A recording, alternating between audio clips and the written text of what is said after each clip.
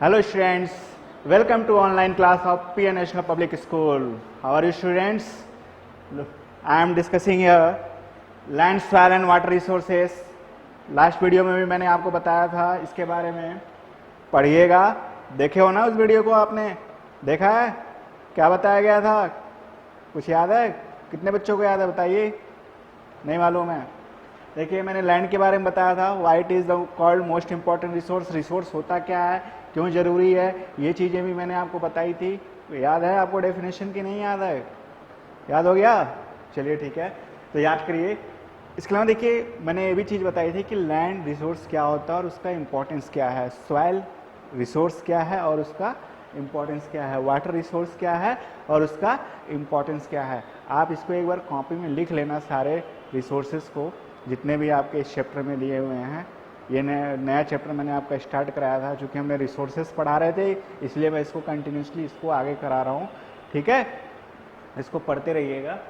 अब देखिए, land resource के बारे में हम पढ़ेंगे फिर से उसी चीज़ को कि लैंड होता क्या है एक्चुअली। लैंड जानते हो most important factor of production है। जैसा कि देखते हो, किसी भी चीज़ को प्रोडक्शन के लिए लैंड की क्या होती है, बहुत ज़्यादा ज़रूरत होती है। अगर लैंड नहीं होगा तो क्या करोगे, प्रोडक्शन कहाँ करोगे बताइए? तो इम्पॉर्टेंट है कि नहीं है? लैंड जो है वो most important factor of production है कि नहीं, मोस्ट इंपॉर्टेंट रिसोर्सेस है कि नहीं है ना? तो लैंड के बारे में हम लोग पढ़ेंगे कि कैसे ये मोस्ट इंपॉर्टेंट है और इनका कंजर्वेशन क्यों ज़रूरी है। देखिए, जैसा कि मैंने पिछले वीडियो में आपको बताया था कि एक इम्पॉर्टेंट रिसोर्सेस है ना? तो ये इम्पॉर्टेंट रिसोर्सेस है, चूँकि ये एग्रीकल्चर प्रोडक्शन सारा हम लोग लैंड पे ही करते हैं और लैंड पे ही सारी चीज़ें अवेलेबल है। ठीक है, तो देखिए, इसको हमें क्या करना है, कंजर्व करना है। आपने सुना होगा बहुत जगह लैंड डिग्रेडेशन भी होता है। क्या होता है? Land degradation. डिग्रेडेशन का मतलब जानते हो बच्चों कि नहीं जानते हो? हाँ, डिग्रेडेशन मतलब क्या होता है? लैंड डिग्रेड होता है। डिग्रेड मतलब क्या होता है बताइए?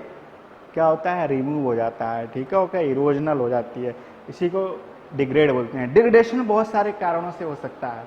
जो लैंड डिग्रेडेशन है, लैंड डिग्रेडेशन क्या है, उसके बहुत सारे फैक्टर रिस्पॉन्सिबल हो सकते हैं। जैसे फर्स्ट फैक्टर है, फर्स्ट फैक्टर क्या है, जो हम लोगों की ह्यूमन एक्टिविटीज़ है।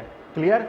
ह्यूमन एक्टिविटी ये फर्स्ट और इम्पॉर्टेंट फैक्टर है लैंड डिग्रेडेशन के लिए। कैसे? ध्यान दीजिए।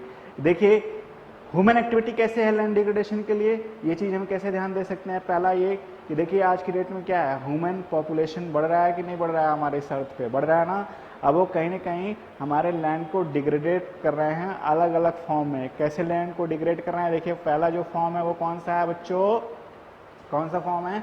जैसे ये चूंकि ह्यूमन पॉपुलेशन ज़्यादा बढ़ेगी तो क्या करेंगे वो लोग, उनके लिए क्या चाहिए?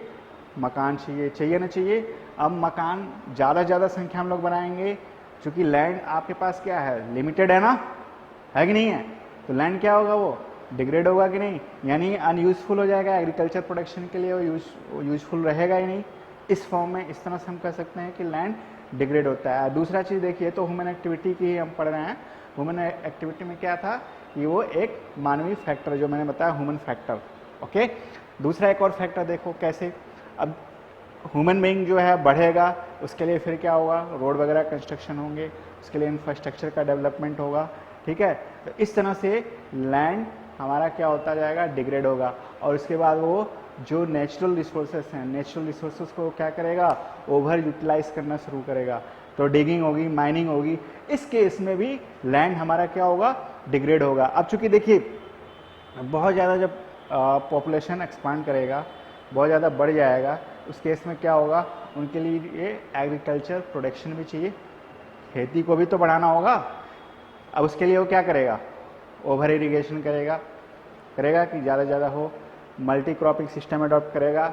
इसके अलावा वो क्या करेगा, फर्टिलाइजर यूज़ करेगा, केमिकल फर्टिलाइजर्स का यूज़ करेगा। अब केमिकल फर्टिलाइजर वगैरह यूज़ करेगा, पेस्टिसाइड यूज़ करेगा, उस केस में क्या होता है, उस केस में भी लैंड डिग्रेड होता है। भाई वो फर्टिलिटी लेवल उसका डाउन हो गया, लैंड वो क्या हो गया, खराब होना शुरू हो जाएगा। इस तरह से हम कह सकते हैं। इसके अलावा आप देखो, फ्लड जानते हो ना, बाढ़ आती है, उस केस में भी लैंड हमारा डिग्रेड होता है। तो चूंकि लैंड डिग्रेडेशन के बहुत सारे फैक्टर हैं, क्लियर। अब इसको हम क्या कर सकते हैं, इस डिग्रेडेड लैंड को कैसे कंजर्व करना है, ये इंपॉर्टेंट है। जैसा कि मैंने आपको बताया कि लैंड जो है इंपॉर्टेंट फैक्टर है, तो इसका कंजर्वेशन भी जरूरी है। लैंड डिग्रेडेशन आपने समझ में आ गया ना बच्चों, क्या होता है degradation of land by many process. जैसा कि मैंने अभी आपको कौन सा प्रोसेस समझाया, फर्स्ट ह्यूमन प्रोसेस समझाया है कि ह्यूमन एक्टिविटी से किस तरह से लैंड डिग्रेड होता है। उसके बाद नेचुरल प्रोसेस भी समझाया। नेचुरल प्रोसेस में आपका क्या आता है, जैसे बाढ़ आ गया, ठीक है, सुनामी आ गई, इस केस में भी लैंड डिग्रेड होता है। क्लियर है। तो अब इसका कंजर्वेशन कंजर्वेशन का मतलब तो आप जानते ही होंगे, बार बार पढ़ते आ रहे हो। कंजर्वेशन का मतलब क्या होता है बच्चों, संरक्षण। क्या होता है कि कंजर्व करना, संरक्षण करना। जैसा कि मैंने बताया हूँ कि लैंड जो है इंपॉर्टेंट फैक्टर है कि नहीं है ना। तो how you can conserve this kind of land, we can conserve this kind of land through many process, because we know that land is important factor of production, that's why its conservation is necessary. okay, तो हम किस तरह से इसको conserve कर सकते हैं बच्चों, बताइए। कंजर्वेशन जरूरी क्यों है, ये चीज़ हम जानने की कोशिश करेंगे। जैसा कि हमने बताया है कि ये इम्पोर्टेंट फैक्टर ऑफ प्रोडक्शन है। लैंड जो है इम्पॉर्टेंट है, केवल इम्पॉर्टेंट इसलिए नहीं है, ह्यूमन एक्टिविटी के लिए ही नहीं है, ये हमारे खेती के लिए भी है। ठीक है, हम ज़्यादातर क्या है, जितना भी प्रोडक्शन करते हैं, एग्रीकल्चर प्रोडक्शन करते हैं, वो कहाँ पे करते हैं, लैंड पे ही करते हो ना। तो इसलिए उसका कंजर्वेशन जरूरी है। बताइए, लैंड नहीं रहेगा तो फिर क्या होगा, सोचिए। धरती, हम पानी में तो तैरेंगे नहीं, और पानी में सब कुछ नहीं हो पाएगा ना। सोचो, एक कल्पना करो, इमेजिन करो जस्ट अपने मन में कि अगर सब कुछ पानी पानी है, चारों तरफ पानी पानी है ना, अब उस केस में आप कैसे अपने आप को सरवाइव करोगे, कर पाओगे? नहीं। तो देखो, लैंड इसीलिए ज़्यादा से ज़्यादा क्या है, इम्पॉर्टेंट है, और इसीलिए इसका कंजर्वेशन बहुत ज़रूरी है। कैसे कंजर्व कर सकते हो, देखते हो कि लैंड, जैसे फ्लड आता है, फ्लड में हम किस तरीके से कंजर्व कर सकते हैं। पहला ये कि हम वहाँ बहुत ज़्यादा डैम बना करके कर सकते हैं। डैम जानते हो ना, बंधा बना करके इसको फ्लड से बचा सकते हैं, बाढ़ से बचा सकते हैं, जिससे क्या हो, इरोजनल एक्टिविटी नहीं होगी, लैंड हमारा डिग्रेड नहीं होगा। इसके अलावा हम माइनिंग एक्टिविटी, माइनिंग बहुत जगह आपने सुना होगा कि बहुत जगह क्या होता है, माइनिंग एक्टिविटीज़ वगैरह ज़्यादा होती है, और डिगिंग ज़्यादा कर लेते हैं नेचुरल रिसोर्सेज को एक्सट्रैक्ट करने के लिए।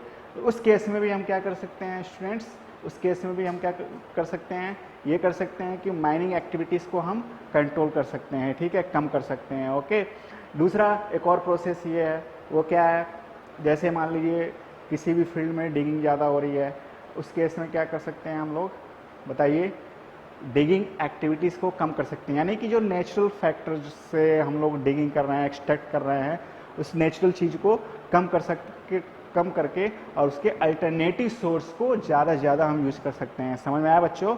नहीं आया? फिर से बताएं। देखिए, कंजर्वेशन का जैसे ये है प्रोसेस कि जो नेचुरल रिसोर्सेज को हम डिगिंग या माइनिंग कर रहे हैं, डिगिंग और माइनिंग एक्टिविटीज़ को क्या करना है, एक लिमिटेड यूज़ करना है, यानी जितनी ज़रूरत है उतना ही आप यूज़ करो। समझ में आया? दूसरा चीज़ देखिए, एग्रीकल्चर के लिए हम लोग कर रहे हैं, एग्रीकल्चर प्रोडक्शन के लिए मैंने बताया, एग्रीकल्चर प्रोडक्शन में हम पेस्टिसाइड्स और केमिकल का यूज कम करें। पेस्टिसाइड्स और केमिकल का यूज अगर आप कम करते हो तो उस केस में क्या होगा, लैंड डिग्रेड कम होगा। ओके स्टूडेंट, समझ में आ गया ना? यानी हमें क्या है, ज़मीन को बचाना है ना, क्योंकि ज़मीन कीमती के साथ साथ उपयोगी भी है, ठीक है ना? हाँ, तो ध्यान दीजिए। एक और, तो कंजर्वेशन समझ में आ गया ना कि क्या है ये, यानी हम उसको कैसे लैंड को कंजर्व कर सकते हैं, और उसके अलग अलग प्रोसेस है। जैसा कि मैंने 2 प्रोसेस आपको भी बताया है। क्या बताया है कि डिगिंग माइनिंग एक्टिविटी को आप कंट्रोल करके कर सकते हो, डैम बना करके कर सकते हो, ठीक है। इसके अलावा और भी बहुत सारे प्रोसेस हैं, उस प्रोसेस को पढ़िएगा आप, क्या क्या है बुक्स में दिया हुआ है, इसका कंजर्वेशन सारे का दिया हुआ है इस चैप्टर का। ओके, अब देखिए लैंड के बारे में हमने पढ़ा। ओके, उसके बाद देखो सॉइल का मैंने बताया था सेकंड। सॉइल के बारे में फिर मैं आपको डिटेल में भी बता रहा हूँ, और मैंने इसका इम्पोर्टेंस बताया था, इसलिए अब इम्पोर्टेंस नहीं बताऊँगा, इसका यूज़ क्या है। देखिए, इसको फॉर्मेशन कैसे होता है। सॉइल फॉर्मेशन आप जानते हो, 7 में था, पढ़े हो? नहीं पढ़े हो तो आपको तो पता ही होगा। ये वेदरिंग और इरोजनल एक्टिविटी से सॉइल फॉर्मेट होता है। इसको कंपोज यानी बनने में बहुत सारे ईयर्स लग जाते हैं, यानी ये आसानी से नहीं बनता है, ठीक है। वेदरिंग और इरोजनल एक्टिविटीज जब होता है जो हमारे रॉक्स में, तब जा करके ये हमारा सॉइल बनता है, यानी मिट्टी के रूप में आता है। इसीलिए इसका फॉर्मेशन यानी फॉर्मेट होने में, जो मिट्टी को फॉर्मेट होने में बहुत साल लग जाता है। क्लियर? तो इसीलिए इसका भी कंजर्वेशन बहुत ज़रूरी है। क्लियर है स्टूडेंट? यानी सॉइल को फॉर्मेशन आपको समझ गया। इसका एक डायग्राम दिया हुआ बुक में, जो बुक आपको अवेलेबिलिटी मार्केट में है उस बुक में देखिएगा, फॉर्मेशन ऑफ सॉइल दिया। उस फॉर्मेशन ऑफ सॉइल को आप अच्छे से पढ़ना। टॉप, मिडिल और लो लेवल का पूरा सॉइल दिया हुआ है। उस सॉइल को आप कॉपी में बनाने की कोशिश करिएगा, ठीक है? थोड़ा सा इस समय आप लोग हार्ड वर्क करो। समझ में आ गया स्टूडेंट? तो देखिए, सॉइल फॉर्मेशन की हम लोग बात कर रहे थे। फॉर्मेशन के लिए मैंने क्या बताया कि इसको बनने में क्या होता है, बहुत साल लग जाते हैं। समझ में आ गया ना? और कैसे बनता है, ये वेदरिंग और इरिनल एक्टिविटी से होता है। अब देखिए इसका कंजर्वेशन, चूँकि देखिए सॉइल लैंड के बड़ा जितना इम्पोर्टेंस है उतना ही सॉइल भी हम लोगों के लिए इम्पॉर्टेंट है, और दोनों एक दूसरे से इंटर रिलेटेड है। देखिए कैसे हम लोग यही चीज़ समझने की कोशिश करेंगे। देखो सॉइल जो होता है ना बच्चों, वो क्या है, प्लांटेशन के ग्रोथ के लिए, जो ग्रोथ है ना प्लांट, जो हम लोग ट्री या प्लांटेशन करते हैं, क्रॉप्स प्रोडक्शन करते हैं, उसके लिए सॉइल इम्पोर्टेंस है। क्या है? सॉइल जो है उसके लिए क्या होता है, इम्पोर्टेंस है। तो अब उस चीज़ को हम लोग क्या करेंगे, उसको कंजर्व करेंगे, क्योंकि फर्दर जनरेशन के लिए हमें क्या करना होगा, कंजर्व करना होगा। आने वाली पीढ़ी के लिए कंजर्व करना होगा। मिट्टी रहेगी तभी सब कुछ पॉसिबल होगा। अब चूंकि देखो ये कैसे सॉइल भी हमारा क्या होता है, इरोज होता है ना, अलग अलग प्रोसेस से। कैसे सॉइल इरोजनल होता है बताइए बच्चों, किसको किसको पता है बताओ? सॉइल इरोजन सबको पता है। देखिए इरोजनल एक्टिविटी क्या होती है, थ्रू एयर प्रोसेस से भी होता है, यानी हवाएं जब होती हैं, हवा चलती है, उस केस में भी जो है सॉइल क्या होता है, एक दूसरे से जगह पे इरोज होता है। इसके अलावा दूसरा जो है फ्लड, बाढ़ भी जो होता है ना, वो भी एक फैक्टर है। क्या उससे भी क्या होता है, हमारे इरोजनल एक्टिविटीज़ होती है। सो इस तरह से हम पढ़े हैं कि सॉइल का इरोजनल अलग अलग फॉर्म में होता है, इसलिए इसका कंजर्वेशन भी जरूरी है। कैसे कंजर्व करेंगे हम इस चीज़ को यही पढ़ेंगे, समझेंगे इसको। देखिए कंजर्वेशन का तो आपको समझ में आ गया, क्या होता है बच्चों, संरक्षण, यानी इसको कैसे बचाया जा सकता है, कैसे सॉइल को कंजर्व कर सकते हो थ्रू डिफरेंट प्रोसेस से। कैसा? पहला प्रोसेस जैसे है कि हमने कहीं हम एग्रीकल्चर प्रोडक्शन करते हैं, तो एग्रीकल्चर प्रोडक्शन के समय क्या कर सकते हैं बच्चों, जैसे फर्स्ट हम क्या करेंगे, अगर सॉइल इरोजनल को रोकना है तो हम कौन सा प्रोसेस अडॉप्ट करेंगे, काउंटर प्लाइंग करेंगे। कौन सा प्लाइंग करेंगे बच्चों, काउंटर प्लाइंग। से क्या होता है स्पेलिंग काउंटर प्लाइंग की, देखिए CONTOUR, ठीक है, काउंटर प्लाइंग। इसके अलावा देखिए हम अगर जो एग्रीकल्चर प्रोडक्शन करेंगे उसके अलावा हम दूसरा स्टेप्स क्या ले सकते हैं, दूसरा स्टेप्स ये ले सकते हैं, जैसे हम लोग स्टेप क्रॉपिंग सिस्टम को अडॉप्ट कर सकते हैं। क्या कर सकते हैं, स्टेप क्रॉपिंग सिस्टम को अडॉप्ट कर सकते हैं। यानी पहला मैंने आपको बताया काउंटर प्लाइंग सिस्टम को अडॉप्ट करो। स्टेप क्रॉपिंग हिली वगैरह एरिया में देखते होगे ना, हिली एरिया में ज़्यादातर ये स्टेप क्रॉपिंग, काउंटर प्लाइंग, ये सब इस तरह की खेती की जाती है। जैसे क्या है, स्टेप में करेंगे जिससे पानी जो है ना धीरे धीरे एक के बाद एक, एक के बाद एक आ करके और सबको मिल जाता है, और मिट्टी जो है ना जा करके एक जगह जमा हो जाती है। यानी किसी एक जगह जमा होगी, फिर से हम उसको क्या कर सकते हैं, यूटिलाइज करके क्या कर सकते हैं, उसको फिर से वहाँ पर मिट्टी रख सकते हैं। क्लियर है ना? यानी मिट्टी का जो इरोजनल एक्टिविटी होगा वो ज़्यादा नहीं होगा। दूसरा केस देखिए, जैसे हवाओं से मिट्टी इरोज होती है, तो ये तो नेचुरल प्रोसेस, इस पर बहुत ज़्यादा कंट्रोल नहीं किया जा सकता। लेकिन एक चीज़ है जिससे हम लोग कंट्रोल कर सकते हैं, वो क्या है बताइए, थ्रू एफोरेस्टेशन। इससे एफोरेस्टेशन से ज़्यादा क्या, एफोरेस्टेशन समझते हो ना क्या होता है, यानी प्लांटेशन। यस, प्लांटेशन को ही एफोरेस्टेशन करते हैं। ज़्यादा से ज़्यादा आप प्लांटिंग करिए, ठीक है, प्लांट्स लगाइए उसी, और उससे क्या होगा, इरोजनल एक्टिविटीज़ आपकी कंट्रोल लगेगी। तो उससे एक और फायदा होगा, जो हमारा क्लाइमेटिक कंट्रोल भी बना रहेगा। समझ में आ गया? तो ये चीज़ है। तो इस तरह से हम लोग सॉइल को कंजर्व कर सकते हैं। समझ में आया बच्चों कि नहीं आया? आया? सॉइल क्यों इम्पोर्टेंट है, फॉर्मेशन कैसे होता है और इसका कंजर्वेशन, ये तीनों चीज़ मैंने आपको बताई। तीनों चीज़ समझ में आई?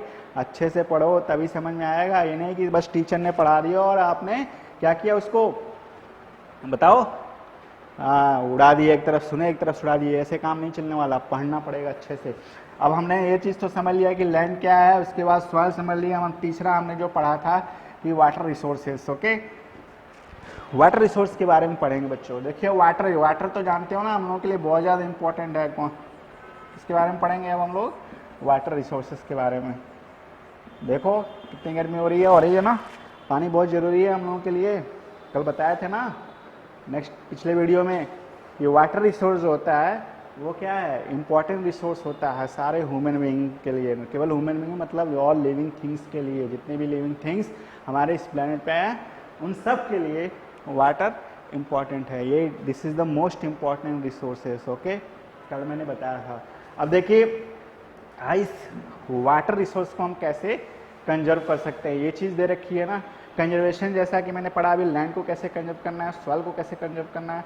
इसके अलावा अब हम पढ़ेंगे वाटर रिसोर्स, यानी वाटर रिसोर्स जो होता है वो इम्पोर्टेंट फैक्टर है किसके लिए, फॉर ऑल लिविंग थिंग्स के लिए वाटर इम्पॉर्टेंट है। क्यों इम्पॉर्टेंट है बच्चों, पानी तो सबके लिए ज़रूरी होता है ना, होता है कि नहीं? यस। तो कैसे इसको इस वाटर रिसोर्स को कैसे हम कंजर्व कर सकते हैं, अलग अलग तरीके से कंजर्व किया जा सकता है। कोई बताएगा कौन कौन से तरीके हैं? जैसे हम लोग क्या कर सकते हैं, ट्यूबवेल बना सकते हैं, ये पॉन्ड बना सकते हैं, लेक्स बना सकते हैं। क्लियर है? आप गए किसी विलेज एरिया में, ठीक है, वहाँ पे क्या है, पॉन्ड वगैरह डिग कर सकते हो, लेक्स है उसको आप डिग कर सकते हो। इस तरह से हम जो है नेचुरल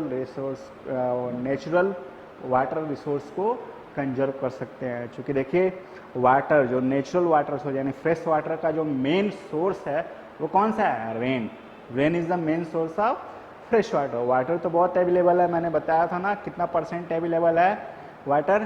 तो इस वाटर को हमें क्या करना होगा, कंजर्व करना होगा, हार्वेस्टिंग करनी होगी। कैसे कैसे हार्वेस्टिंग कर सकते हैं, इसके अलग अलग फॉर्म्स है। देखिए हार्वेस्टिंग के दो प्रोसेस होते हैं, एक ट्रेडिशनल प्रोसेस है, एक मॉडर्न प्रोसेस है। ट्रेडिशनल प्रोसेस में आप कैसे करोगे, वो ट्रेडिशनल प्रोसेस का जैसे मैंने अभी आपको एग्जांपल दिया है कैसे कर सकते हैं हम लोग, digging wells, okay, second digging pond. तो पॉन्ड, रिवर्स, इन सब से हम फ्रेश वाटर को क्या कर सकते हैं, कंजर्व कर सकते हैं। मॉडर्न एडोप्टेशन क्या है, मॉडर्न एडोप्टेशन में क्या करेंगे हम बच्चों वाटर हार्वेस्टिंग के लिए, देखिए जो रूफ टॉप हार्वेस्टिंग सिस्टम को अडॉप्ट कर सकते हैं। क्या कर सकते हैं student, roof top harvesting system को अडॉप्ट कर सकते हैं। रूफ टॉप का मतलब क्या हो गया, जैसे जो छत का पानी है ना, छत के पानी को हम लोग क्या कर सकते हैं, कंजर्व कर सकते हैं। कैसे, थ्रू पाइपलाइन, या फिर आप उसको नल से कनेक्ट कर सकते हो। तो इस तरह से वाटर रिसोर्सेज को हम लोग कंजर्व कर सकते हैं। तो ये चीज़ समझ में आ गई, तीनों चीज़ जो मैंने बताई है कि वाटर रिसोर्स क्या होता है, इंपॉर्टेंट रिसोर्स है ना, तो इसका कंजर्वेशन जरूरी है। कैसे कंजर्व करते हैं ये चीज़ आपको तो समझ में आ गई होगी ना। तो 3 रिसोर्सेस मैंने बताया अभी आज, और तीनों का इंपॉर्टेंस और उसका कंजर्वेशन बताया। इस तीनों कंजर्वेशन को अच्छे से पढ़ोगे। कौन कौन सा तीनों कंजर्वेशन है, लैंड रिसोर्स और दूसरा yes soil and water. Okay, ये तीनों रिसोर्स को आप क्या करोगे, कॉपी में नोट करना और समझना इसको कि सर ने क्या बताया। क्लियर? Okay, thank you.